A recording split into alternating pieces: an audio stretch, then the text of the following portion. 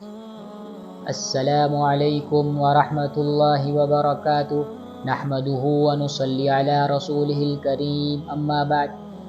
اللہ تعالیٰ کا فضل ہوا، کرم ہوا کہ ہم ان احادیث اور ان کاموں کا تذکرہ فرما چکے ہیں جو حضرت نبی کریم صلی اللہ علیہ وسلم سے سونے کے متعلق آئے ہوئے ہیں۔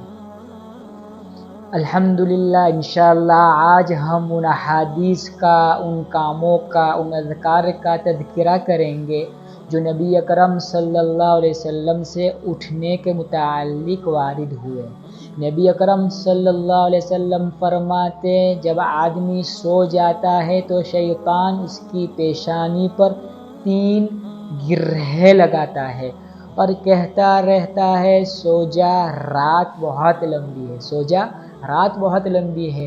حضرت صلی اللہ علیہ وسلم فرماتے ہیں کہ جب آدمی اٹھ کر اللہ کا ذکر کرتا ہے، دعائیں پڑھے، الحمدللہ الذی احیانا بعد ما اماتنا والیہ النشور وغیرہ، تو شیطان کی لگائی ہوئی ایک گرہ کھل جاتی، پھر وضو کرتا ہے تو دوسری گرہ کھل جاتی، اور جب نماز کے لیے کھڑا ہو جاتا ہے تو شیطان کی لگائی ہوئی ساری گرہیں کھل جاتی ہے اور وہ صبح کرتا ہے اس حال میں کہ وہ چست اور خوشگوار ہوتا ہے، ورنہ وہ سست ہو کر صبح کرتا ہے۔ اس حدیث سے معلوم ہوا کہ ہمیں اٹھتے ہی اللہ کی نعمتوں کا شکر ادا کرتے ہوئے جو مسنون دعائیں ہیں انہیں پڑھنا چاہیے، پڑھ کر وضو فرماوے، وضو کر کے نماز کے لیے کھڑے ہو جائے۔ لیکن رات کو سونے سے پہلے ہماری ایک ذمہ داری یہ بھی ہے کہ صبح اٹھنے کے لیے الارم رکھے۔ حضرت رحمۃ اللہ علیہ فرماتے نبی اکرم صلی اللہ علیہ وسلم کے متعلق اذا سمع الصارخ فقام فصلى، نبی اکرم صلی اللہ علیہ وسلم جیسے ہی مرغ کی آواز سنتے، ہم جیسے ہی الارم کی آواز سنے فقام اٹھ جائے، جس طریقے سے نبی اکرم صلی اللہ علیہ وسلم اٹھ جاتے تھے، فصلى، پھر نبی اکرم صلی اللہ علیہ وسلم نماز پڑھتے تھے۔ ابن عباس رضی اللہ تعالیٰ عنہ کہتے ہیں کہ میں اپنی خالہ میمونہ رضی اللہ تعالیٰ عنہ کے یہاں تھا، وہ فرماتے ہیں اذا استيقظ النبی صلی اللہ علیہ وسلم، جب نبی اکرم صلی اللہ علیہ وسلم صبح میں اٹھے، فجعل يمسح النوم عن وجهه، نبی اکرم صلی اللہ علیہ وسلم نے نیند کے خمار کو دور کرنے کے لیے اپنی آنکھوں کو ملا۔ اس طریقے سے ہمیں بھی اپنی آنکھوں کو مل لینا چاہیے، اس لیے کہ نبی اکرم صلی اللہ علیہ وسلم کا یہ معمول تھا۔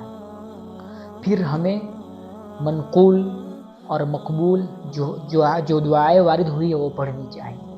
الحمدللہ الذی احیانا بعد ما اماتنا والیہ النشور، اور لا الہ الا اللہ وحدہ لا شریک لہ، لہ الملک ولہ الحمد وهو على كل شيء قدير، سبحان اللہ والحمد للہ ولا الہ الا اللہ واللہ اکبر۔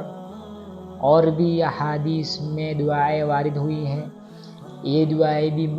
اس دعا کو بھی اضافہ کر لے، لا الہ الا انت سبحانک اللہم اغفر لی ذنبی اسألک رحمتک اللہم زدنی علما ربی لا تزغ قلبی بعد اذ ہدیتنی وہب لی من لدنک رحمہ انک انت الوہاب۔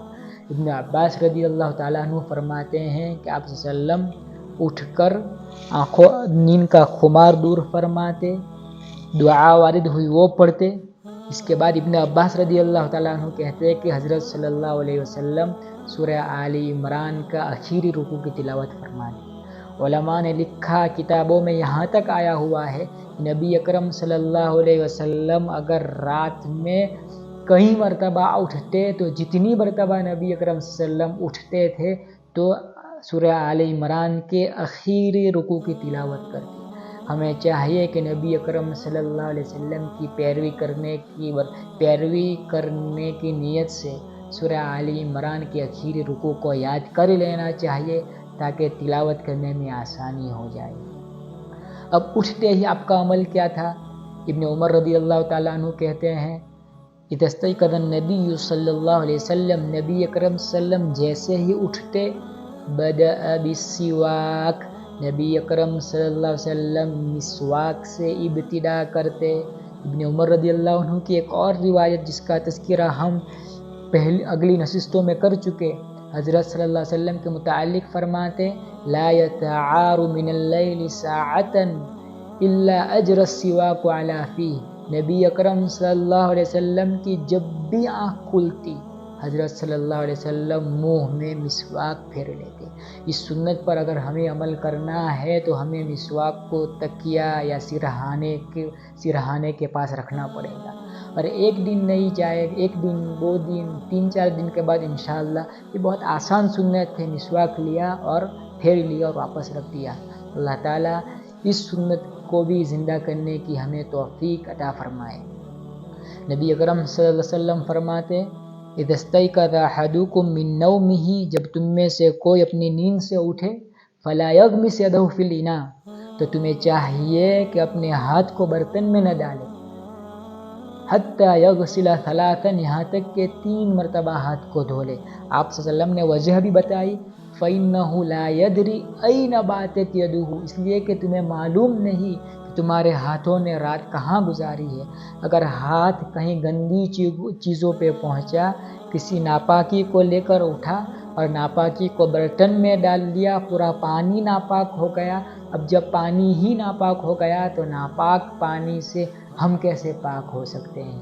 لیکن اللہ کے فضل اور کرم سے آج تو نل کی سسٹم آ چکی ہے. لیکن ہمیں چاہیے کہ جب ہم نل کھولیں، جب ہم نے ہاتھ دھو لیا، ہاتھ دھونے کے بعد ہمیں نل کو بھی دھو لینا چاہیے. اس لیے کہ ہمیں کیا معلوم کہ ہمارے ہاتھوں نے رات کہاں گزاری ہے. پھر نبی اکرم صلی اللہ علیہ وسلم فرماتے پھر ہمارا کیا عمل ہونا چاہیے.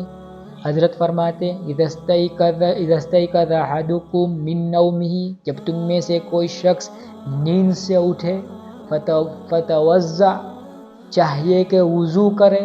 پھر تاکیداً آپ نے فرمایا فلیستنثر ثلاثا، 3 مرتبہ ناک کو اچھی طرح سے جھاڑے. آپ فرماتے اچھی طرح سے جھاڑنے کی وجہ بھی آپ نے فرمائی فإن الشیطان یبیت علی خیشومہ، شیطان آدمی کے ناک کے باسے پر رات گزارتا ہے. ہمیں اچھی طریقے سے ناک صاف کر لینا چاہیے تاکہ شیطان کے اثرات ہمارے زندگی سے دور ہو جائے. اور ایک حدیث میں ہے حضرت صلی اللہ علیہ وسلم فرماتے اذا استيقظ الرجل من الليل وأيقظ أهله، کہ آدمی رات میں بیدار ہوا اور اس نے اپنی بیوی کو بھی جگایا، بیدار کیا. وصلیا رکعتین، اور دونوں نے 2 رکعت تہجد کی پڑھی. کتبا من الذاکرین اللہ والذاکرات، اللہ تعالیٰ اس شخص کے متعلق اور اس عورت کے متعلق کثرت سے ذکر کرنے والوں میں نام لکھ دیتے ہیں.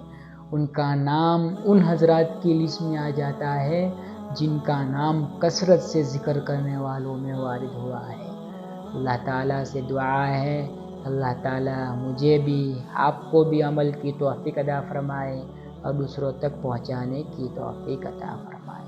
وآخر دعوانا ان الحمد للہ رب العالمین.